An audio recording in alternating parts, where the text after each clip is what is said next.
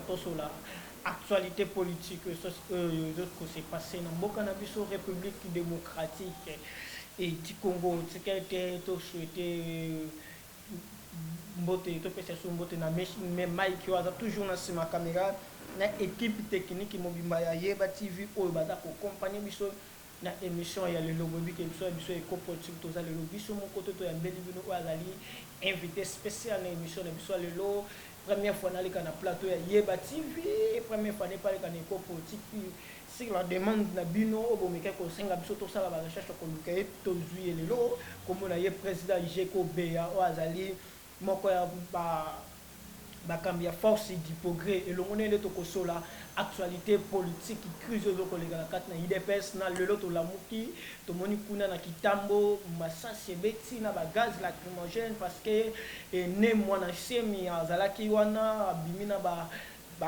batuna ye pour que basala baréclame soki nini eza parmi basijo tokomeka kosola na coronavirus tika topesa maloba na mwana mboka jeko boni malamu mbepo koko se présente opesa vraiment bafonction na bato nyonso bazolanda lelo bon nga ndenge boyebi kombo na ngai Jeko Beya azali vice-président honoraire ya Ligue des jeunes ya UDPS 2 fois et puis vice-président na force du progrès oyo ezali mouvement informel na kati ya UDPS puis naza autorité morale na kati ya Asbel na biso Vision Fachi et puis naza vrai combattant ya bandakala autorité vraiment biso bato tozali na terrain tozolite en tout cas mais vrai combattant wana osali déjà combien de temps na kati ya UDPS surtout aba koko bakoko vraiment na kati ya UDPS toza lelo te toye lelo te ou bien lobi te toza vraiment toumeli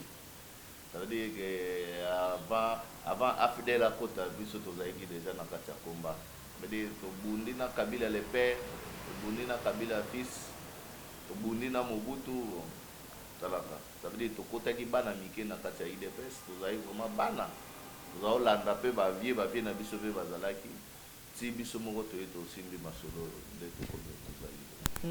Merci beaucoup. On a ba fonction na kati na UDPS on a assumé déjà combien de fonctions take membre na kati ya UDPS combien de fonctions au déjà on a assumé ko kotanga biso pourtant biso toye tokutaki ba Ligue des jeunes bazalaki te tokutaki ezalaki na ba jeunesse ya parti ba obengango ba fille DPS na ba JDPS tant biso toye wana ba vie bazalaki né na 2009 na premier congrès ya parti ba mona que non il fallait parce que tout qui maka mouvement mais tout qui de travailler qui dur c'est comme ça que balobaki baluka espace ba créer espace pour na ba jeune de ba créer qui espace pour na ba jeune né na 2010 to que na premier congrès wande ba créer ba structure oyo et bengami na kombo ya Ligue des jeunes pour na ba jeune na Ligue des femmes pour na ba maman. Voilà pourquoi à partir de 2009 2010 toujours officiellement fonction ya vice-président ya Ligue des jeunes ya UDPS. Il force du progrès et créama qui comment que ça biso idée ni nango sala que force du progrès et à la créer pona nango créer ki yango yemo ko kondo papa qui c'est qui di ubeka ka bino mo bosangana ki boaki ko pesa idée wana na papa. Bon, force du progrès, ils allaient état d'esprit. Ils avaient makanisi ya kondo Etienne Tshisekedi, nous sala qui est créé force du progrès. Parce que yende nous appelle ça comme la force du progrès. Mais puis tous les jeunes oyo, tout le monde a qui na parti et le comment ils avaient comme marché. Ils avaient quitté que tout sangana qui n'a limité, mutuna muta wuta qui bipai na ye. Biso tous avaient qui na parlement debout ya Lemba, na super wana na elf. Bamisu bazaik pe na matete bamisusu na Kingabwa bamisusu na Bandal bamisu en tout cas ba jeune bayaki époque mo to comprendre te biso nyozo tout sangani voilà ça fait 2001 je crois 2001 de to créer que force du progrès wana ça veut dire to yé to kuti désordre na ebisu oko wondi maté voilà l'époque wana zaki secrétaire voilà to kutaki Pongo Mtwazaki secrétaire général je crois après Masamba après Toyo Ken Tokuya kokuta Masamba nde Mtwazalaki mais Tout au départ, il y a Pongo déjà, et c'est Sarah Maki, secrétaire général Pongo. Nettoyer, de créer force du progrès. To kutani biso nyonso tobi eloko nini faut tosala parce que biso tolobi na parlement de bo biso tozalaki wana tobi non, il y a quelque chose qui ne va pas parce que trahison ezalaki kaka oyo kaka ba trahir président document boye ekimaki awa na parti basalaki boye awa basalaki boye na nyonso wana epesaki biso motema pasi nde esengaki ke tolongwa place tozalaki toyelime te ntango toyelime te tosangani biso nyonso to bagene oyo bazalaki bavoyant oyo bamonaki liboso nde baba non objectif na biso il faut partir au pouvoir mais pour partir au pouvoir il faut quand même bagene moko bazala engagé bagene moko bazala déterminé et puis tosokola nano totya petu na kati na parti na biso pour désordre vraiment ezalaki nde toyaki tosanganaki tozalaki au moins à peu près 45 jeunes nde toyaki tosangani tosali mpe mouvement na biso tozwi kombo ya force du progrès oyo ebimaki na monoko ya président Tshisekedi ye moko nde topesi mouvement na biso kombo nango force du progrès mpona nini parce que tomonaki il fallait force moko ezala wana et puis bagene wana il faut baprogresser nde topesaki force du progrès mpo toprogresser nde toyaki na parti totie vraiment ezalaki bitumba mpo toya tosinstalle vraiment ezalaki tekeli panango baboye ça veut dire tokutaki force mosusu oyo ezalaki na nsima ya ba secrétaire général mosusu oyo ezalaki wana mpona bango makambo oyo secrétaire général akoloba nde fo bato nyonso to bandima oyo bato bakoboya bango bakondima bato wana te alors soki okoti réunion ya secrétariat makambo oyo secrétaire général alobi bino boboyi bosopose libanda bakombata na bango wana babeti bino alors biso tomonaki yango bongo te nde toyaki tobai non il faut quand même installer démocratie na kati ya parti. C'est comme ça que toyaki totie kimia mais mpona kobunda na biso bitumba wana ezalaki facilité po eliaki biso vraiment eliaki biso tokutani na barésistance ya ndenge na ndenge te toyeti na babeltika mpona kotika bango nde bazala wana parce que bato ebele batanta mpona bazwa parti bazwa yango en otage et puis bacontourner Kondo Etienne Tshisekedi de triste mémoire mais esimbaki te parce que force du progrès esalaki mosala nango ti lelo tozo continuer kosala mosala nango parce que toza na mission moko toza na vision moko oyo biso moko dès le départ tomipesalaki comme objectif. Merci beaucoup président bosala tout pour que non bato mosusu bazwa parti na otage te tokotana makambo ezoko tungisa bino na kati na UDPS nini ezolekana entre bino force du progrès na secrétaire Augustin Kabuya na président Jean-Marc Kabound ndeko problème ezali non pas na ba individu na ba individu toza na bango problème te problème ezali na niveau ya gestion ya parti parce que sans tout moni que gestion eza malamu te en tout cas tokoyi kotika te parti kufa malgré toza na pouvoir tokotika te parti na biso ekufa parce que toza na pouvoir non tokotelemela yango to continuer ko contrôler bakonzi ya parti parce que parti na biso tolobaka toujours que eza pyramide renversée base nde dirigeaka ba cadre parti na biso eza ya cadre te parti na biso ezali ya masse nde oyo elobaka parce que masse nde ezalaka na miso ba cadre bazalaka na miso te voilà pourquoi Etienne Tshisekedi alobaka parti oyo esimbami non pas na maboko ni ezalaka non pas esimbami na maboko ni ya ba fondateur ni ya ba au cadre mais parti oyo esimbami na maboko ya base ezali biso ba combattant oyo tomonaka ke bandeko bazotambola malamu ou bien bandeko bazotambola mabe bandeko na biso bazotambola mabe bandeko na biso bazosala eloko moko te bandeko na biso bakoti na komelaka ba whisky bakoti na kwiti bazoyeba isusu eloko oyo bakoki kosala te voilà biso base totelemi tolobi non trop c'est trop totikaki bino c'est vrai toyebaki ke tozwi bokonzi quand même il fallait organiser parti mais totiki titi tomoni ke parti ezokende na kokufa oso mona wape mokonzi ya mboka place azokende ata drapeau ya UDPS ezalaka te okomona kaka ba drapeau ya INC a des fois kutu ya PPRD ya palo ezali mais ya UDPS ezaki balobi ka ya zalaka sous président ya UDPS ta tika déjà makambo pa ya Jean-Marc Kabound ya mwana ndeke non drapeau ko hôtel matin parce que ce qui Jean-Marc Kabound dans sur le terrain drapeau ko hôtel na président te mais tango ya PPRD ya INC ezozala wana siko aza président ya nani azali président ya mboka de la République démocratique du Congo, mais aza na parti politique inaye parce qu'aza na couleur.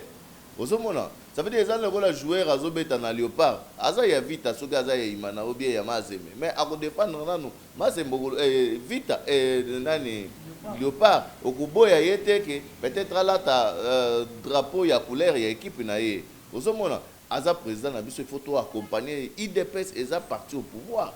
Les IDPS eza sous parti opposition. Ça veut dire que biloko nyoso biso tozo senga yango bango bazo sala. Biloko nini bozo senga président to zala vraiment clair to ba non vérité bino bozo senga nini? Tozo senga respect ya texte. Statut ezo pesa ndingisa na mwana mboka Jean-Marc Kabund anomete parce que aza mwana mboka aza ndeko na ngai ngana ye personnellement toza na problème te. Problème na ngana ye ezo ya parce que alingi asala mabe. Azo diriger parti bien te. Lelo ndeko nanga soki permanence ya IDPS wana. Okuta ke eza permanence ya parti ya pouvoir te. Okuta parti wana okuta permanence wana toilette. Tondi est-ce que ça normal toilette il faut tourner? Est-ce que ça normal tozanga na bakiti ya kovandela? Bapaya baye bazana kiti te. Est-ce que ça normal photocopieuse ya pamba oyo otoko somba soki baye na ba document pour ba pesa ezalaka te ata yo muku couleur wana o batie wana eza ba donateur nde bacha banda bacha. Est-ce que ça normal? Eza normal te biloko nyonso tu wana mais soki nanu o wana bazokoka kobongisa yango te ebongo social ya ba combattant po tolobela yango te eza normal te ba combattant bazomona ondire batiki bango bakipaka bango te alo ba combattant ba okende kolelele panani soki ye moko Jean-Marc alekaka lisusu na permanence wana te amonanaka te akoma nzambe ndenge moko na ndeko na ye Kabuya bayokanaka te bamonanaka lisusu te soki bayekaka eza minute moke bakei est-ce que bakogere mboka yango bongo non tolobaki boyi IDPS eza espoir ya peuple congolais mais soki IDPS yango moko na bana na ye bazokoka kosunga bango te bazokoka kosalela bango te boni na peuple congolais bakosalela ye. Alors, peuple oyo accompagné biso, peuple oyo accompagné biso pamba te, peuple oyo azao senga biso ba apesa biso ba condition te pour accompagner biso, peuple oyo ayaki ye moko yeba ke vérité za na sima ya IDPS. Voilà pourquoi il faut alanda IDPS. Mais lelo ba konzi oyo bazo kamba IDPS bazo détruire parti. Bazo détruire parti za isusu na fierté na ngote, eza isu na image ya kitoko te liboso ya ba pona nini pona ba individu wana mibale. Voilà pourquoi biso ba jeune tolobi boy coûte que coûte bango il faut ba démissionner bango il faut ba kende batika IDPS parce que basi bazui ba mbongo ebele batondisi ba famille na bango na bana na bango na bandeko na bango na ba ministère oyo bango bakokaye ko tchaba et ça normal ta. Voilà pourquoi biso ba jeune non pas qu'à force du progrès lelo ba te belé ba boyaki biso mais lelo ba te belé ba komi kondima biso et puis ba komi ko pesa biso raison parce que ba kanisa ki ke tozo bunda pona ba intérêt na biso tozo bunda pona ba intérêt na biso te tozo bunda pona intérêt ya jeunesse nyonso surtout tozo bunda pona ba kambinyo surtout ya IDPS oyo bazo mona ke injustice ezali politique il y a des poids des mesures na kati ya IDPS biso toko olinga yango te et puis toko tolérer yango te biso soki to bunda pour na état de droit mais état de droit wana mais faut banana ne pas na biso moko soki état de droit eza respecté te na parti na biso siko to ko appliquer ngo mais bosa de état de droit eza respecté parce que bo sala nyonso bo sala jour wana bokangela ki secrétaire permanence et mais président Jeko question eza boy to landa ki na oti ko landa mikolo yo président parmi batu ya G20 G27 au badana kata IDPS et balobi que non Jean-Marc Kabund azali président AI azawana na mandat spécial au chef de l'État PC qui est tant chef de l'État bandai ko sala lettre wana Peter Kazadi azala qui présent mais comment boni que tant Peter Kazadi ayeba ki ke azawana ba otia Jean-Marc Kabund a réclamé qui mais le lot tant Jean-Marc Kabund a komi wana boko mi ko réclamer a démissionner. Deuxième question na biso eza boyo que non, tant que bozo réclamé Jean-Marc Kabund a démissionné. Est-ce que Ning Soka a démissionné? Nanyango a kozala wana obino da bozo mona que non ko pesa biso ata ko mona da capable à diriger parti na ba enjeu politique eza lelo. Deko, je crois makambo ya mandat spécial eza biloko moko ezanga tina. Parce que eza eloko moko boye na kati na bango misato baza sincérité. Kabuya, Peter Kazadi, na Jean-Marc Kabund. Ba yebi pourquoi ba salaki biloko wana. Parce que bango wana mutu ba kosaki président. bazalaki na deal na bango moko o balingai basala alors nde omonaki bake kokosa président nga na sololaki na président namonaki président aza d'accord te na eloko wana mais asa asignaki yango moya osala lisusu eza te parce que même bango nyonso misato wana bayebi yango nani Peter Kazadi moto akenda osenga pardon et pas président ake kosenga président ke président limbisa biso tokosaki yo parce que tosalaki makambo wana ezalaki mpona baintérêt na biso moko bon sikoyo tokoloba nini ozomona ke eza décision moko ya lokuta ngai soki nazwa pouvoir ya koattaquer décision wana c'est parce que na solola na président yango ne natakaka mandat wana parce que mandat wana même président aza d'accord nango te président aboya mandat wana. Voilà pourquoi nous allons continuer à téléméla bango, nous allons toujours Jean-Marc Kaboun, secrétaire général. Pour nous, Jean-Marc Kaboun, azalaka président intérimaire. Intérimaire, na statut na biso, to yebi makamboua na tepe ezalaka te. Loko la bango baza miyibi, baza iki lokoso, baye ko distraire président pour bako saye pour ba induire une erreur. Yango wana ti le longa na ndimaka biloko wana te. Okomona nulle part nga na benga kaye président. Na benga ke toujours secrétaire général na ndenge fonction na ye ezaleli.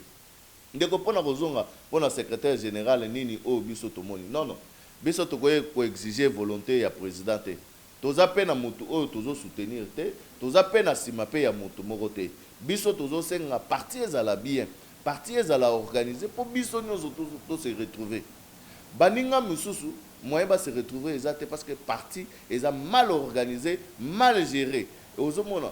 Gérer ndengeni parce que c'est Andela ya secrétaire tant Jean-Marc Kaboun qui secrétaire il y a un débat mimi ba une élection IDPS le jeu pouvoir c'est grâce à Jean-Marc Kaboun tout le monde ba secrétaire mususu bazala ko wana ba ko comme IDPS na pouvoir mais le grâce à Jean-Marc Kaboun IDPS il pouvoir mais parti ça ko gérer bien entendeni parce que aussi longtemps que na ba bundi na Jean-Marc Kaboun na Augustin pour que lelo ba bimsa kamé ba ministre baza wana mais bozo ba parti longtemps musama bien te ndeko nazo regretter mingi na bato bazoloba ke Jean-Marc Kaboun mutu amemi biso na pouvoir eza erreur grave erreur wana il faut bato balongola ngo na mutu Jean-Marc Kaboun atikali jamais komema biso na pouvoir Jean-Marc Kaboun aye kokuta biso na kati ya Kinshasa oyo aye kokuta biso organiser mobiliser déterminer alors hier oya na nini eloko nini oyo yo oko yebsanga oza journaliste peut-être oko mona ke e marka yo na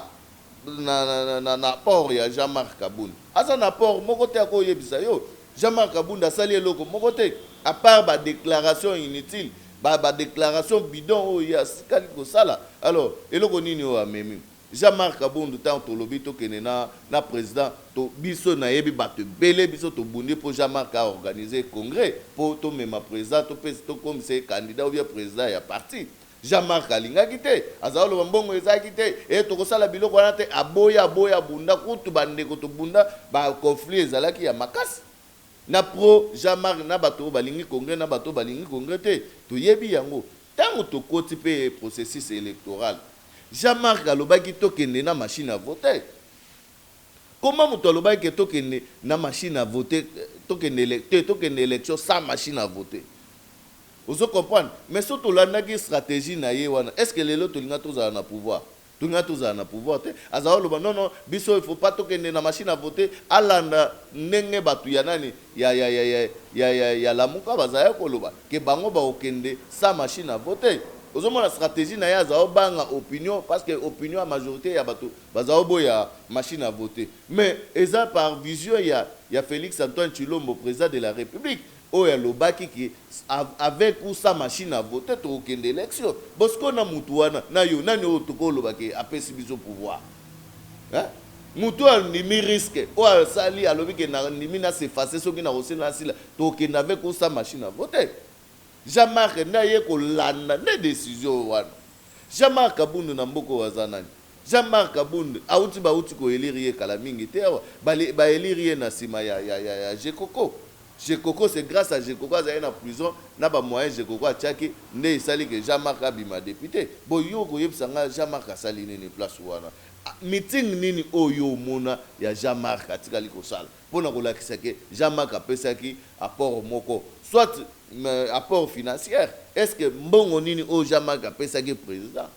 Alors toko lo babiloko wana te bazo lo baka biloko bakosa bato bazo linga kokosa mais tozo ebisa bango que toza vigilant soki bozo sala mabe po boya kokosa ka batuke non biso nde to sala ka boy biso nde toza ba enfant chéri enfant chéri azala te biso nyonso tout toza ba enfant chéri combattant ezala ya combattant ya muke ezala ya munene biso nyonso tout toza ndenge moko yango monaka carte ya IDPS tozalaka na ba carte ya ba ayant droit te carte na biso nyonso tout ozala mutu koti lelo ozala mutu koti lobi toza kaka na même carte toza na carte moko te oyo ya ba oyo te eza biso nyonso tout toza mulongo moko botika lukuta batika kokosa peuple Félix Antoine Tshisekedi Tshilombo abundi na stratégie na ye moko oyo antie en place na diplomatie na ye et comme si ye place ya akoma ki wana mais tozo comprendre te tango batu balobaka a des fois on a batu misusu ote o caméra coach a coach Félix caméra ko coach Félix Félix na benga caméra à l'accès so ya moyen tout ça la boy deal o tout ça la boy caméra ndimi tant caméra ndimi lelo caméra ko lobaka yende muto pesa ki Félix pouvoir parce que ndima non. Il faut qu'on dise vision ya muninga, il faut pas qu'on efface vision ya muninga au banda koloba na sima ya Félix to lobaka te ngane gas na ngana pesa ki non. IDPS toza discipliné na départ ya Kondo Etienne Tshisekedi tango akufi atika biso toza déjà fort toza na maturité batu kombe bakenda batika biso tozali tango ngai tango président Tshisekedi akufi ngana ke lela na lela na yamba président Félix boy to bandi ko lela asinga jeko ozo lela nini ngana zate alors est-ce que ngana ko loba ke ngana sala ye poisala non na mema apport na ngai ye pas memi apport na ye nde to komi wa komi parce que azaki meilleur parmi biso nde abimi le premier alors to mona mutu mususu ozo bima ke ye aleki ye nde asala ki boybo wana eza illusion.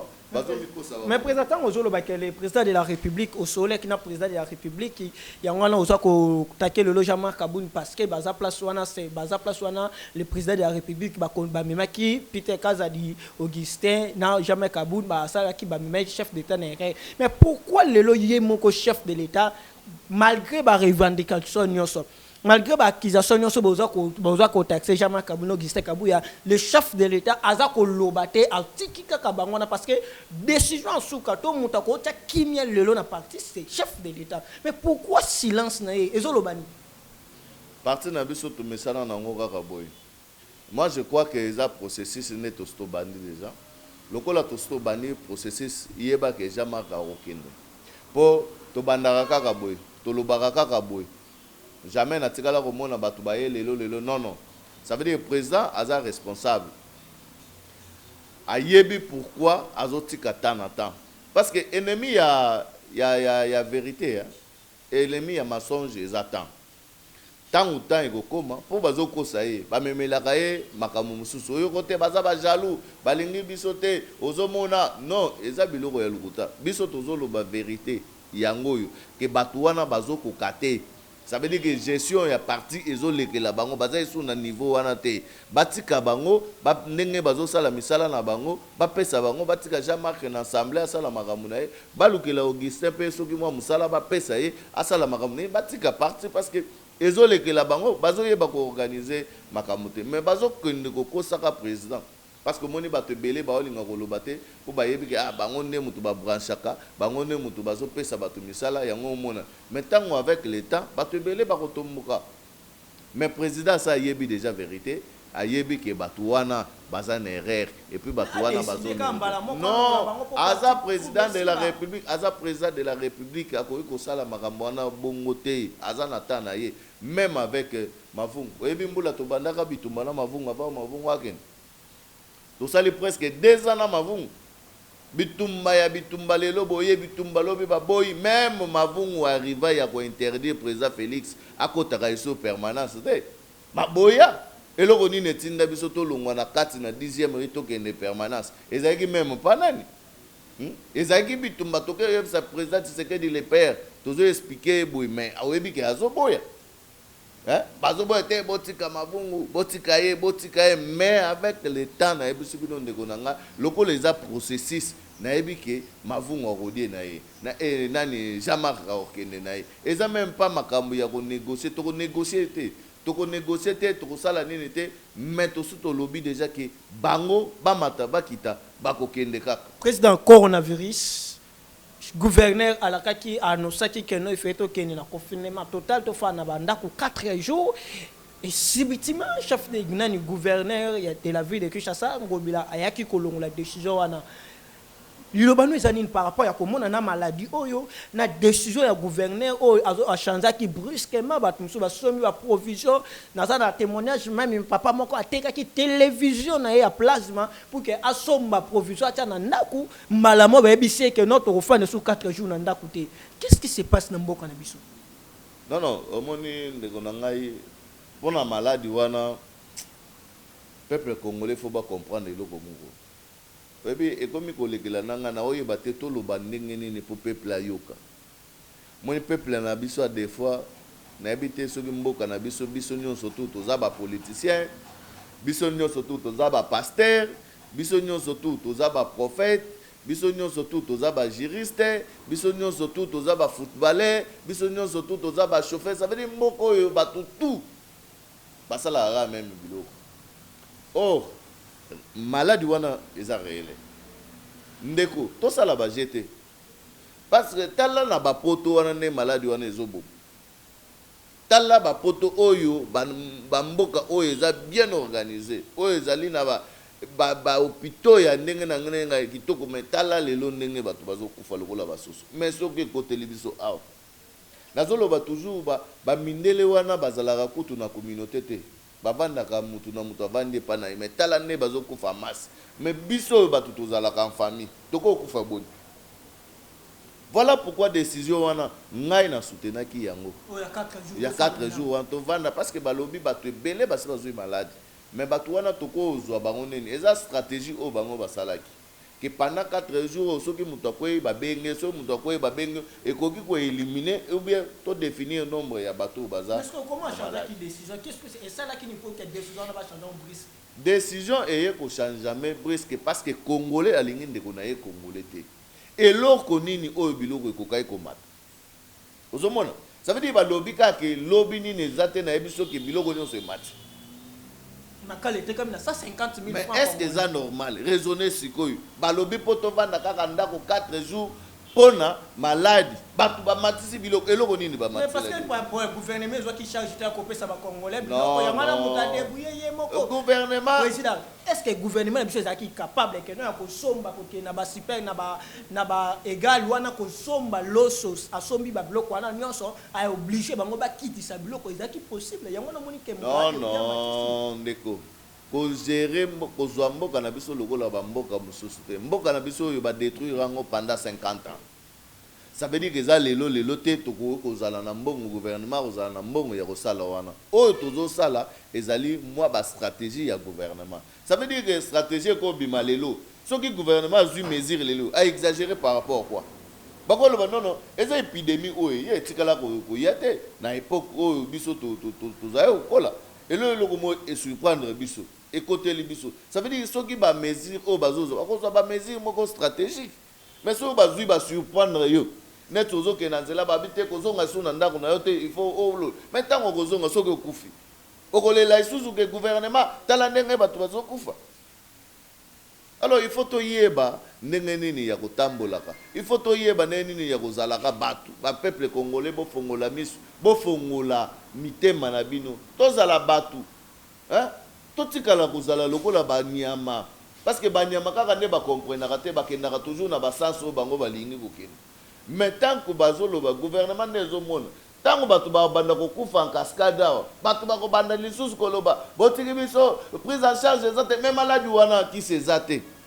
Président, merci beaucoup. Donc, on veut commencer à question vraiment belé tout est que la première fois tant que population en a besoin au dossier ya né mon ancien mais le lo na tongo na kitambo kuna coup de balle salami échange de coups de balle entraînant ba tout ya mon ancien mais et en dehors à ça et na Lubumbashi pe j'ai de kungu abimaki ataki mo terrain ba katanga ba lekaki wana et nini zo s'est passé na moment kaka oyo ya maladie oyo et c'est loko moko boité ça ko se préparer na cesse après car makambo Non, bato na mboka na biso balingi démocratie te.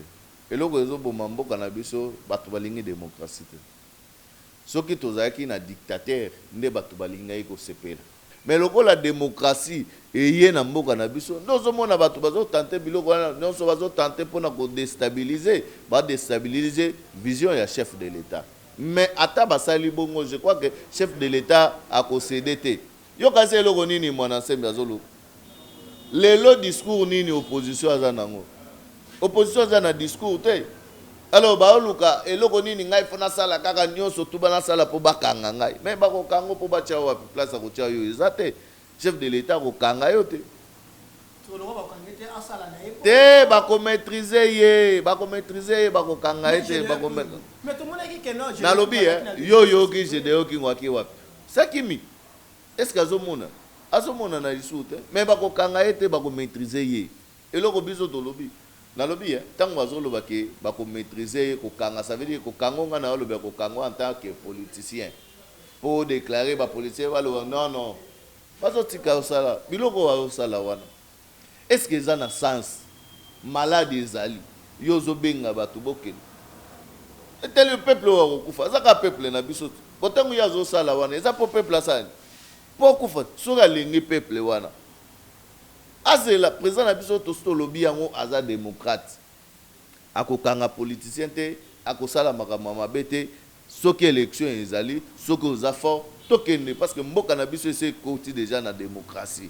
Tokende mabongisi maponami mutu oro gagner a gagner 1.3 toza besoin ya kokangama na pouvoir te biso IDPS pendant 37 ans tobundi non pas pour to kangama na pouvoir pour to tikala na pouvoir tobundi nde poto la kisanzela ke mboka ezalaka boyi lelo président de la république okomona endengo olingi okofinga endengo olingi ndengo zo finga aza mutu normal mais na ekosala biso nini lelo ba o basengaka ba marche basenga eso marche batikela bango soki bakozwa 1000 marche bazwa na bango qui paralyse tout aza libre mais Mike Mukeba itilelo aza na kati na prison non tozoloba boye liberté eza libertinage te tozwa démocratie tokomisa ngo jungle te na démocratie règle ezali vous comprendre soki nga je connais naza boye naza politicien na moni muto alamuka na bandi ko beta ye po baloba ke naza muto IDPS bakotika ngai tango bakotika ngai bokoloba ni kaka bino bato bokobanda koloba omoni démocratie yango eza wape obolobelaki ça veut dire omoni muto IDPS banda to bandi omoni homme fort nini na kati ya IDPS okoloba nanga ke IDPS bazosala non biso nyonso tout tozo respecter muto azosala tapage awa te mais namoni ata bato ya FCC namoni lelo mboka oyo tala lelo mboka na biso eza mibeko nde eza likolo ya mboka nazomona homme forte ezala côté ya FCC ezala côté ya cash ozomona ke mutu nyonso tout azana se ya mibeko ata président de la république azo respecter mibeko ya mboka ça veut dire que stabilité eza na mboka na biso mais etikali muke pona social ya peuple Congo etikali muke to kanga ba madusu ya ba miyibi wana toza na kati tokoti na pendant une année toko sala nyonso tout toko kokanga miyibi nyonso tout toko boma ba circuit nyonso tout o izaki wana pendant 50 ans ça veut dire qu'il faut moata toyeba koma koluka koma kokanga ba madusu wana pona kosala nini ko pesa social ya peuple congolais toza na présent ya malam. Je crois que social et le peuple congolais a répondre yango kala mingi te pona ba biloko ba désordre wana batu wana bazoluka nde bacha bango ka ça veut dire que baolinga ke ka ezala tozonga na ba désordre ndenge tozalaka désordre sili abu pia makambo wana toza na démocratie mutu oyo aza fort asala nini abungama pour tokende ba élection tango ezo banda na 2023 1.3 bon bino boza déjà préparé na ba trouble boza nango kati na bino moko ya IDPS élection 2023 bokende comment merci beaucoup président IDPS ezalaka na trouble te biso eza façon na biso na lobit non toza préparé tala président de la république tala makambo azosala ba réalisation o azosala ndoko yeba ke toza préparé mais gestion na biso ya l'interne. C'est normal. Est-ce que l'IDPS est préparé pour les annonces? Oui, ils ont préparé. Il y a une place faille au président de la République. Stratégie au biso. Non. IDPS, des bourgmestres, vous savez, la biso est l'autre côté. combat biso to s'organiser IDPS ezaki na l'arte yango to tchaka maele na biso kaka na présidence de la République wana eza stratégie na biso à l'interne to tikala ko tia même pas ba mbongo po to za la plus na majorité té parce que to za na l'arte biso nde ba député ya lobby ya IDPS mais to za ki na mbongo to ça ndeni lelo to zu présidence lelo to zu moi ba ministre to zu nini moi mbongo ekokota na parti nde to zo lobela gestion wana soki eza malamu lobby ba kopesa biso mbongo biso nyonso to to kozala ba député to kobunda bokomona ndenge to ko gérer mais siko to zo gérer na coalition ozo mona vision ya IDPS to sala boy o eza normal o bande comme sous bazo bloquer biso eza normal parce que eza politique ngana lila raté na lobaka te ke o pona nini bato FCC ba sala bongo bien caméra non bazo bunda eza parti politique biso IDPS à l'interne nous devons aussi nous organiser pour que to bloquer bato wana ndenge président de la République alobaki déboulonnement wana il faut biso peut travailler mais nous avons un combat mais désordre wana ko benga ngo désordre te benga ngo expression na biso ba combattant ba s'exprimera bongo eza ndenge na biso IDPS eza na ba mo hein soki to monique ça ne va pas te téléma. Merci beaucoup, Président Tokon. C'est que dialogue qui a l'accès qui biso comment protester. S'il y a quelque chose qui ne va pas, botelema, botambola, boloba non, botolobi non. Merci, Président. Non, na Kabuya, sotolobi non na Kabund, et ça des ordres de terre na Kataïde.